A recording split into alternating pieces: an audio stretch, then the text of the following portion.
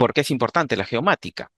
Por el impacto en medio ambiente y cambio climático. En la actualidad, diversos profesionales venimos utilizando esta tecnología, esta herramienta, esta ciencia, con la finalidad de generar la reducción de la temperatura en nuestro planeta, además de generar una huella de carbono más reducida también, con la finalidad de gestionar apropiadamente nuestro entorno y generar un cambio positivo, ¿no? Cuando hablamos de medio ambiente, hablamos de impacto negativo e impacto positivo.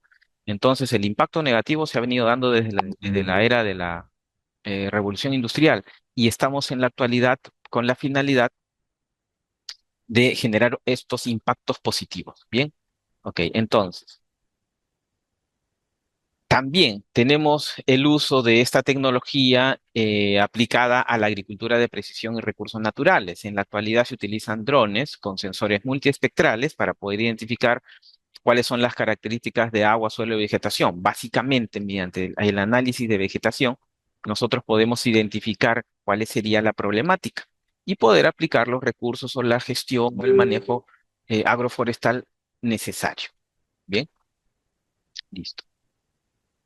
También tenemos, y esto considero importante, porque aquellos países que nos encontramos en el cinturón de fuego, vamos a vernos afectados en cualquier momento ante un evento sísmico. Y es aquí donde la tecnología, no solamente para el rescate e identificación y rescate de las personas afectadas, sino para la cuantificación de zonas y también de personas, de zonas, viviendas afectadas y la estimación de cómo podríamos mejorar la ayuda, es decir, la cantidad de alimentos, viviendas, estas viviendas tipo carpas que se generan para poder socorrer a las personas que se encuentran en mayor grado de emergencia. Entonces, es aquí donde va a ser uso fundamental de la geomática. Además de ello, tenemos que es importante, y ya lo conocemos, en el tema de transformación digital y Big Data geoespacial. En la actualidad, eh, en la actualidad nosotros vemos que la inteligencia artificial viene dando un gran impacto en todo, desde las ciencias más duras hasta la tecnología aplicada, en nuestro caso, a las ciencias de la Tierra, ¿no? Nosotros podemos generar eh, patrones que nos permitan identificar aquellos beneficios en cuanto a generar cambios en un aspecto de alguna actividad en particular. Bien, por ejemplo, el cambio de uso del suelo, el cambio de cultivo, ya, estos son alternativas que se pueden ir analizando y de alguna manera verificando, contrastando y haciendo un reajuste. Esto no se podría realizar, o mejor dicho, demandaría mucho tiempo en realizar si es que nosotros simplemente utilizamos la computadora o la ciencia de la computación para análisis eh, muy manuales o muy mecánicos, ¿no? Mediante el análisis de Big Data, nosotros podemos analizar información de muchas decenas de años. Bien, entonces con eso nosotros podemos mejorar alguna alternativa de escenario.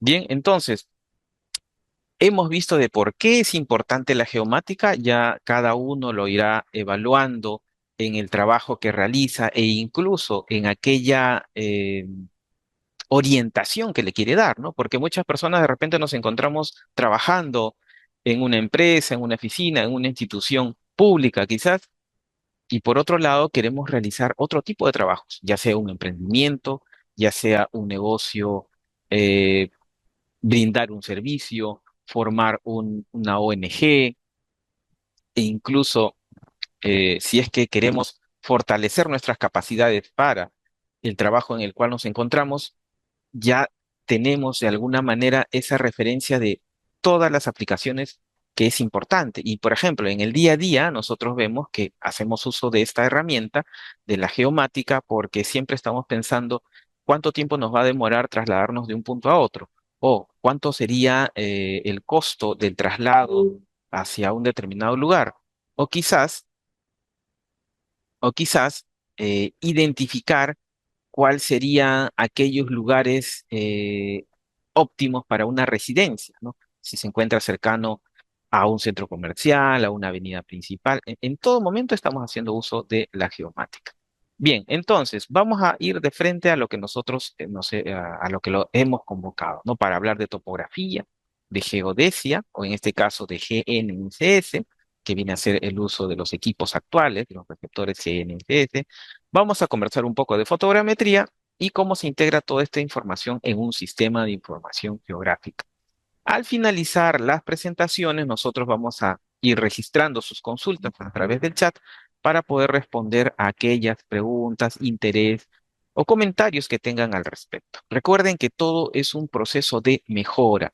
Nosotros vamos a presentar una información aquí, pero es muy probable que ustedes tengan la mayor cantidad de datos de lo que está sucediendo en su localidad o en su vida cotidiana.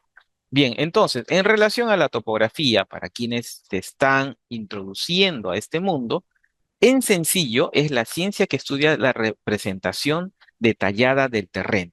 Básicamente, nosotros utilizamos diversos dispositivos con la finalidad de capturar lo que existe en el terreno para poder llevarlo a una representación abstracta. ¿Qué quiere decir? Hacia un plano o hacia un mapa.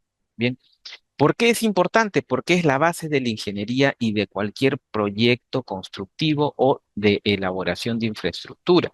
Bien, vamos a hablar de precisión, o mejor dicho, nos permite, de acuerdo al tipo de proyecto, manejar una precisión, ver cuál es el error que tenemos, la tolerancia, ya, asimismo conocer, como su nombre mismo lo dice, ¿no? ¿Cuáles son las características del relieve? A eso también le denominamos topografía. Bien. Y como ya sabemos, quienes trabajamos en este aspecto de la implementación de infraestructura, en la construcción de carreteras, puentes, edificios, o proyectos hidráulicos, ¿no? Siempre estamos hablando de la precisión, el nivel de detalle, cuáles son las características y cuáles son los ajustes que se realizan de acuerdo a los datos in situ, porque una cosa es planificar y otra cosa es ejecutarlo en campo, donde no siempre las condiciones son las óptimas para llevar a cabo lo que se ha pensado, planificado en gabinete. Entonces siempre hay reajustes, ¿no? Y los tipos de levantamiento que se realizan son levantamientos ya de tipo planimétrico, por ejemplo, en donde nosotros necesitamos información de posición, hablamos de XY, ya tenemos el levantamiento altimétrico, yo creo que eso lo visualizamos en las calles en todo momento, en el sentido de que siempre estamos viendo a un topógrafo con su nivel de ingeniero, ¿no? Y muchas veces pensamos, ¿qué sucede con los otros equipos? ¿Por qué todavía nos reemplaza el nivel de ingeniero o el nivel? Ya lo vamos a ver en unas diapositivas adelante que es en relación a la precisión. Entonces, una cosa es posición X, Y, este y norte o en el plano, y otra cosa es el levantamiento altimétrico en donde vamos a evaluar lo que corresponde a la altimetría o los valores de altitud. Bien, y la combinación de estos que viene a ser los levantamientos planialtimétricos. Por otro lado, tenemos los levantamientos geodésicos y los levantamientos fotogramétricos que en la actualidad se realizan con drones.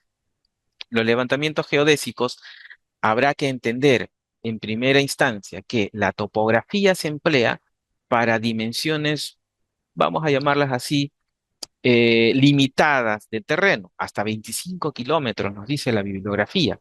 Yo siempre indico la bibliografía, ¿por qué? Porque recuerden que nuestros conocimientos en cualquier tipo de materia también va a evolucionar.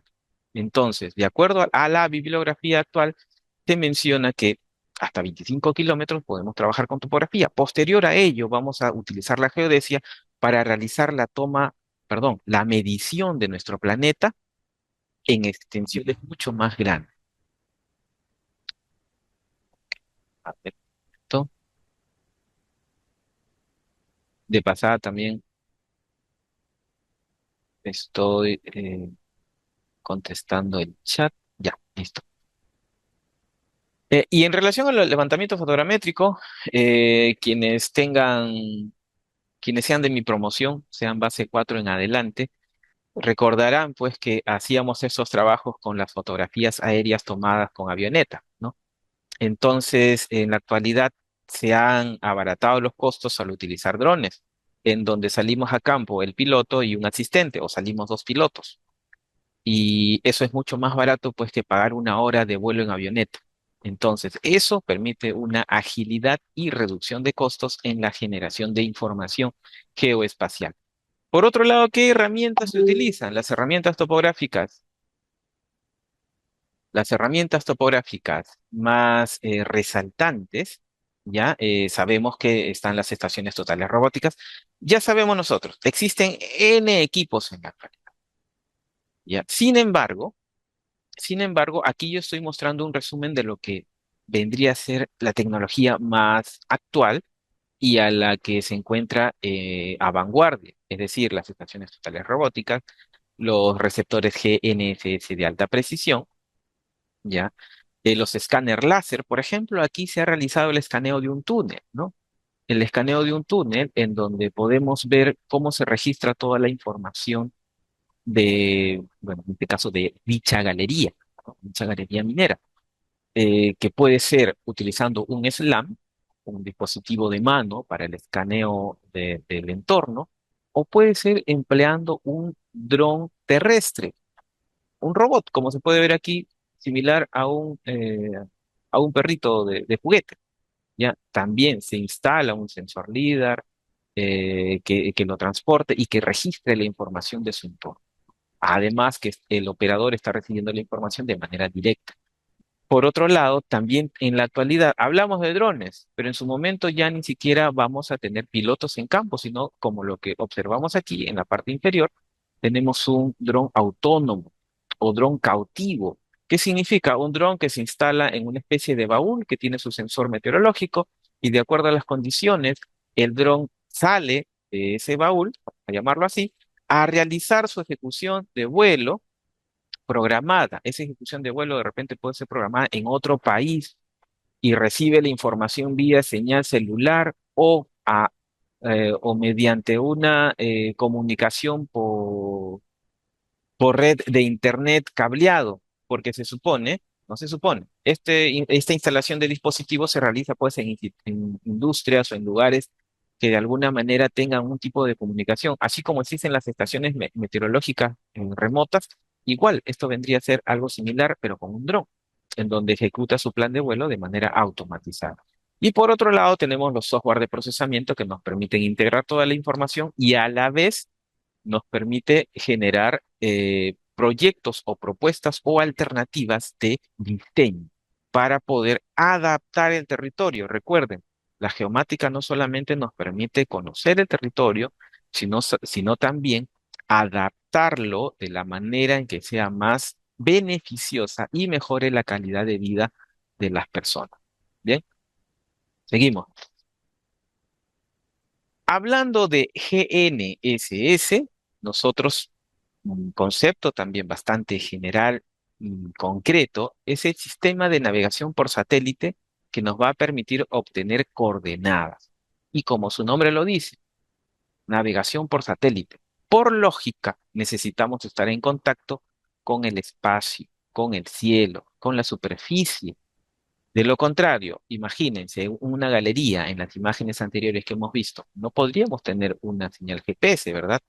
Entonces ahí existen otras opciones de trabajo o de manejo, captura de la información. Solamente como referencia para que nuevamente aquellos que se están introduciendo a este mundo, esto funciona en base a tres componentes principales, que es el segmento espacial, donde están los satélites, el segmento de control, donde existen estaciones terrenas que monitorean y corrigen las señales, en este caso, las órbitas de los satélites, porque recuerden que los satélites están navegando en una determinada órbita en el espacio, pero pueden sufrir alguna desorientación o desvío de su trayectoria. ¿Por qué? Por N factores externos. ¿Bien? Entonces las estaciones terrenas van a ir corrigiendo estas órbitas. ¿Bien? Asimismo, el segmento usuario, en donde nos encontramos nosotros y utilizamos diversos dispositivos para poder calcular o determinar nuestra posición. Asimismo, asimismo, eh, nosotros tenemos aquí cuáles son los principales sistemas GNSS en el mundo. la actualidad, por ahí vienen otros en desarrollo, pero vamos a ver los que se vienen empleando. El sistema Navstar GPS, que es de Estados Unidos, ¿ya? Luego tenemos el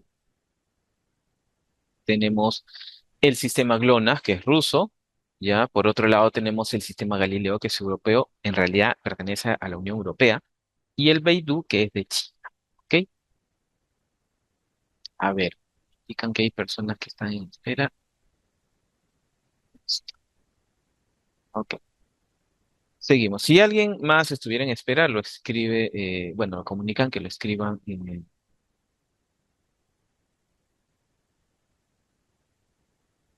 el WhatsApp. Ok. Bien, ¿cómo funciona esto? De repente, en algún momento ustedes han escuchado hablar de la trilateración, ¿no? Que su nombre es sencillo, tres lados, trilateración, entonces se miden tres lados.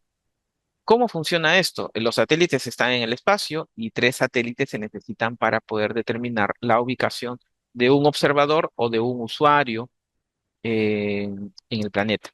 Bien. Con tres satélites ya tenemos posición, pero esta posición no va a ser del todo precisa. Con un cuarto satélite vamos a reducir la redundancia.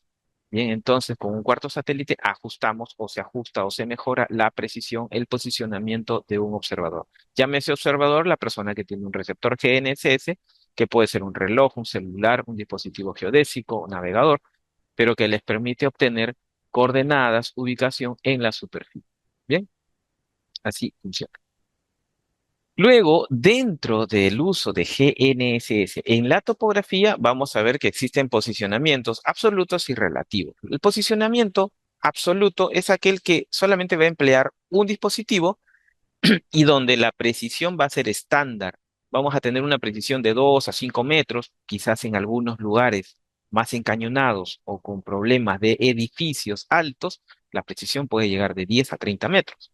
Bien, son dispositivos que se utilizan en la navegación ya de vehículos, por ejemplo, o cuando nosotros estamos queriendo trasladarnos de un lugar a otro, también utilizamos el GPS de nuestro celular, ¿no?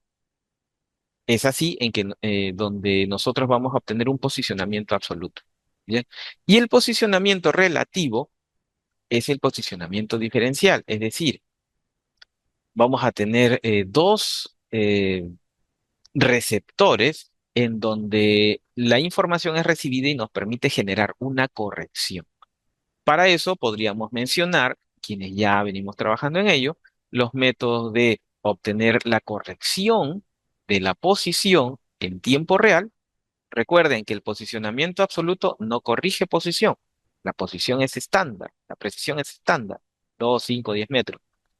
Sin embargo, en el posicionamiento relativo diferencial, sí se recibe una corrección y esa corrección puede ser en tiempo real o puede ser después de que se han registrado las coordenadas. ¿Por qué?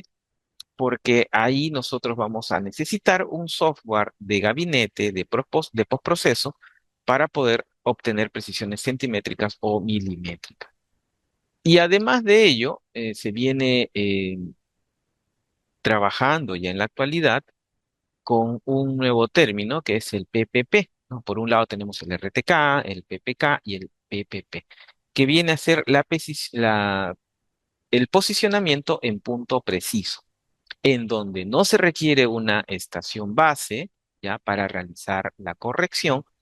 Sin embargo, el tiempo que se requiere para poder realizar el ajuste, ojo, que este ajuste es centimétrico. Lógicamente va a ser mejor para el usuario de acuerdo al tipo de proyecto que viene trabajando. Si se realiza una especie de supervisión de campo, si se realiza una actualización catastral en un distrito en donde necesitamos llenar fichas electrónicas. En ese sentido, pues la precisión centimétrica es más que suficiente, ¿ya? Eh, Pero la desventaja, como lo indica aquí, es el tiempo de convergencia, que puede tomar de 5 minutos a 30 o una hora, dependiendo del lugar donde nos encontremos. Eh, pero ¿cuál es la ventaja? Que con un solo equipo nosotros tenemos la corrección. Y además de eso, funciona en cualquier parte del mundo. No sé si ustedes recuerdan, los que trabajan en esto, el aumento de la precisión, cuando hablábamos del SBAS, por ejemplo, ¿no? O del WAS, ¿ya? Muchas veces adquiríamos nuestro GPS navegador, ya hace años, y nos decían precisión de 1 metro o de 2 metros con el WAS activado. Y cuando el WAS, pues, es un sistema de corrección de coordenadas o de ajuste que solo funciona en Norteamérica. Entonces, por más que esté activado, aquí no va a funcionar. Se viene desarrollando ya hace algunos años un sistema de corrección para Sudamérica y el Caribe, pero todavía no está en funcionamiento. Entonces, una buena alternativa sería el PPP, pero ojo, va a servir cuando se requiere una precisión centimétrica, no milimétrica. La precisión milimétrica la alcanzamos con el postproceso o el PPK. Bien. Eh, como su dato, perdón, como la información nos dice aquí, ¿cuál es la ventaja? Mayor precisión en entornos difíciles y no depende de conexión en vivo, es decir, en tiempo real. Porque quizás esa es una pequeña desventaja, vamos a llamarlo así, cuando trabajamos en RTK. Cuando trabajamos en RTK, si bien es cierto, la corrección es en tiempo real, la precisión es muy buena, pero en algunos lugares donde no llegamos a realizar la conexión, no hay señal entre la base y el rover, es decir, entre el dispositivo que está registrando datos y el dispositivo GNSS que se encuentra en una ubicación con coordenadas fijas. Si se pierde la comunicación, ya no tenemos esa precisión requerida para el proyecto, ¿no? Entonces, esa es una desventaja, pero que se puede trabajar con la opción de PPK. ¿Bien?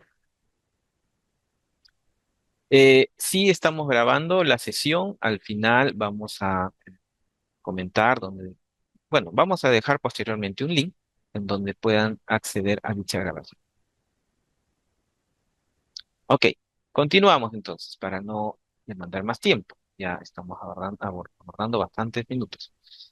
En este caso, aquí tenemos una comparación bastante gráfica, ¿bien? Entre lo que vendría a ser el RTK, que nos permite una precisión inmediata, ideal para topografía en tiempo real, pero ojo, donde exista señal visual o comunicación entre la base y el rover. Bien, la base viene a ser donde está ubicado nuestro dispositivo GNSS en un punto con coordenadas conocidas. Y el rover viene a ser el lugar donde se está haciendo el levantamiento. El método de PPK actualmente se utiliza bastante con el tema de los drones que tienen el módulo RTK. Se puede trabajar en RTK y en PPK con los drones. ¿Por qué? Porque la señal del satélite lo recibe la estación base.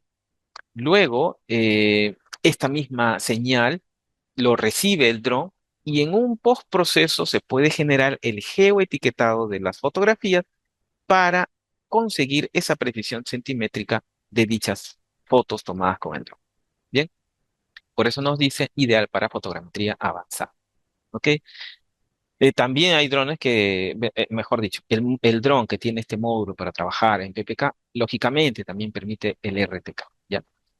Hablando de PPP, tal como se muestra aquí el gráfico, nosotros tenemos una persona que está con un solo receptor, recibe la señal de satélite. Los satélites también emiten esa misma señal a un centro de control, lo cual es enviado a un data center en donde se corrige o se obtiene toda la información.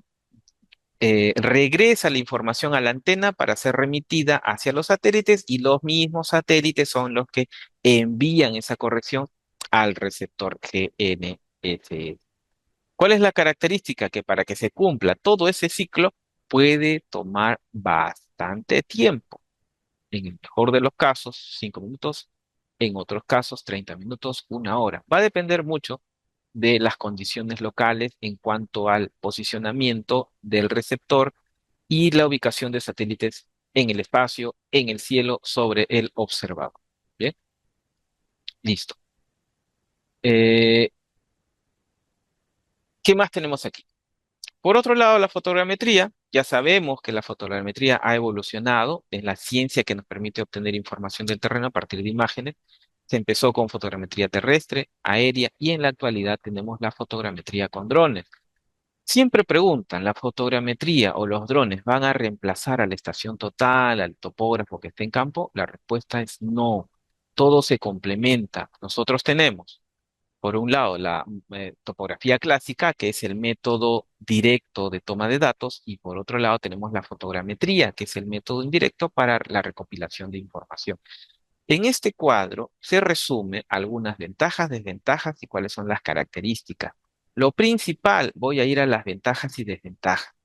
Las ventajas, la topografía siempre nos va a permitir mayor precisión milimétrica, bien, milimétrica. La fotogrametría nos va a permitir una precisión centimétrica, pero ¿cuál es la ventaja de la fotogrametría? Que vamos a poder abordar una mayor extensión de territorio. En la siguiente presentación, culminando mi participación, el ingeniero Carlos Cancho nos va a mostrar una aplicación directa y concreta de lo que yo les estoy mencionando aquí. Bien. Las desventajas de la topografía clásica, bueno, si tenemos una extensión grande va a demandar mayor tiempo o mayor número de brigadas de campo, de topógrafos, por lo tanto, genera un mayor costo. La desventaja en la fotogrametría, dependemos mucho del clima. Si llueve, habría que utilizar un dron que esté con la capacidad, pues, de soportar lluvia, granizo, nevados, etcétera. Bien, y eso puede generar cierto costo. ¿Podemos abaratar costos? Bueno, pero vamos a estar dependiendo del clima. Además, que posterior a realizar la toma de datos requerimos software de gabinete o, en su defecto, una suscripción hacia un software que nos permita tener una máquina en la nube para procesar la cantidad de fotografías del proyecto que venimos trabajando. Bien, eh, aquí les voy a dar algunos tips que se suelen trabajar para un vuelo fotogramétrico. Bien, nosotros podemos ver que cuando trabajamos con drones, lo importante es la cámara del dron. ¿Qué es lo que queremos registrar? ¿Cuántos megapíxeles tiene el dron? ¿Por qué? Porque de acuerdo a esa información tenemos que calcular la altura de vuelo y la altura de vuelo va a estar en relación con el tamaño de píxel en la imagen. El tamaño de píxel es importante para el proyecto. No es lo mismo un proyecto urbano. ¿A qué me refiero? Un catastro urbano, un catastro rural, o de repente levantamiento de información para canteras, ¿no? Estamos trabajando el tema de canteras, entonces podemos volar un dron con una cámara de 20 megapíxeles a 100 metros o 150 metros de altitud, perdón, de altura. Sin embargo, estamos en un proyecto de catastro urbano para actualización catastral, bueno, tenemos que volar un dron con las mismas características de 20 megapíxeles, pues a 50 metros de altura y tenemos que ver cuáles son los problemas en relación a las edificaciones, ¿no? Que no vaya a colisionar con algún edificio, ¿ok? Ahora, lo que nosotros también debemos tener en cuenta es el solapamiento o traslape. El traslape tiene que ser frontal y lateral. Como no son cámaras 100% aerofotogramétricas, son cámaras digitales con ciertas características, se necesita un mayor recubrimiento, perdón, un mayor traslape. Por ejemplo, en el frontal tendría que ser entre 70-80 y en el lateral entre 70-70. ¿De qué va a depender? De las condiciones del terreno. Un terreno con una topografía más accidentada, mayor porcentaje de traslape. Un terreno plano, menos porcentaje de traslape. De nada nos sirve tener más traslape porque eso ¿qué significa? Incremento de fotografías y por lo tanto un problema posterior en el procesamiento de datos. El resultado va a ser el mismo. ¿Qué pasa si le doy menos traslape? Me genera imágenes con huecos o vacío y que nuevamente vamos a tener que regresar a realizar el vuelo. Bien, todo esto tiene que verse también con qué tipo de dron trabajamos. Un dron que tiene el módulo RTK o no. Si es así, podemos trabajar con la corrección RTK o quizás en PPK, en postproceso. Y si no tiene el módulo RTK, por ejemplo, yo he realizado vuelos fotogramétricos con los DJI Mini. Estos equipos no tienen módulo RTK. Sin embargo, se han empleado los puntos de apoyo fotogramétrico o los PAF para poder asignar posicionamiento a las fotografías y luego esto introducirlo en el software de procesamiento para generar la ortofoto. Por ejemplo, aquí les voy a mostrar un levantamiento realizado con un Phantom 4 sin módulo RTK, en donde se obtuvo la ortofoto y se pudieron realizar los cálculos. Ya en este caso estoy mostrando la interfaz de la Agisoft Metashade. Se pudieron realizar los cálculos para poder determinar área, perímetro, volúmenes. Esto corresponde pues a un depósito de Relave, en donde incluso teniendo la nube de puntos densa y el modelo de elevación digital, se pudo calcular cuál era el perfil del terreno y a la vez determinar los ángulos de reposo de cada uno de estos bloques dentro del depósito, ¿no? Porque en este caso era una evaluación para identificar si había un desplazamiento o si el ángulo de reposo correspondía o no al instrumento de gestión ambiental declarado. Bien. Ahora, veo que hay algunas preguntas que están en el chat. Al finalizar, vamos a responder ya la mayoría de preguntas, ¿sí? Voy a tratar de cubrir la presentación total de las diapositivas para no ir dilatando el tiempo porque se nos ha pasado unos minutos. Finalmente, un GIS lo que nos permite es integrar. Es un sistema que permite almacenar, analizar, visualizar datos geoespaciales, pero su función es de integración. Bien, ahí tenemos cuáles son los elementos clave para un sistema de información geográfica. Todos son importantes, sin embargo, considero que el operador, su expertise y la búsqueda de información es clave para poder pensar cómo se puede utilizar la información.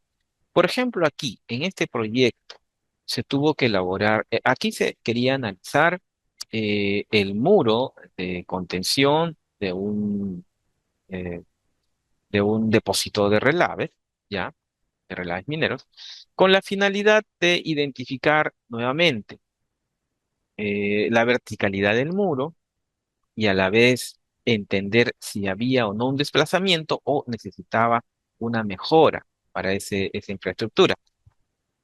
Y ahí, ¿qué fue lo que trabajamos? Bueno, se elaboró pues una poligonal de apoyo topográfica, también la colocación de puntos con receptores GNSS para obtener la precisión. Y básicamente aquí se visualizó, eh, vamos a ver, aquí se visualizó ya si estaba o no estaba vertical el muro.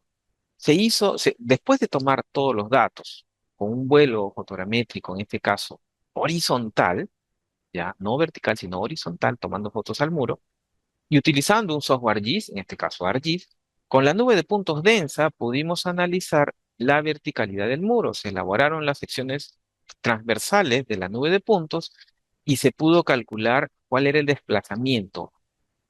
Al ser vertical, el punto de la base y el punto del techo tienen que tener la misma ubicación, pero si no es vertical, se puede medir el desplazamiento. Y nosotros cuando medimos el desplazamiento entre el punto A y el punto B, que vendría a ser la parte de la base y la parte del techo, encontramos que había un desplazamiento de 1 metro en relación a la base, es decir, 1 metro de desplazamiento. Podemos sacar el ángulo de inclinación. Por lo tanto, habría que reconsiderar la estructura que soporte o que mejore la verticalidad de ese muro. Bien, entonces, esto es una información empleada para los geotecnistas. Bien, entonces, con esto, lo que yo he mostrado es cómo la geotecnología nos permite analizar el territorio y, sinceramente, se emplea en todo lo que nosotros podamos y creamos que es necesario un análisis geográfico. Bien, les comento esto porque durante estos años, he visto en todos los ministerios se emplea sistema de información geográfica, pero después empiezan a evaluar que necesitan datos y recurren a estaciones totales, a drones, a receptores GNSS, etc. Bien, gracias. Esta es mi participación hasta este momento.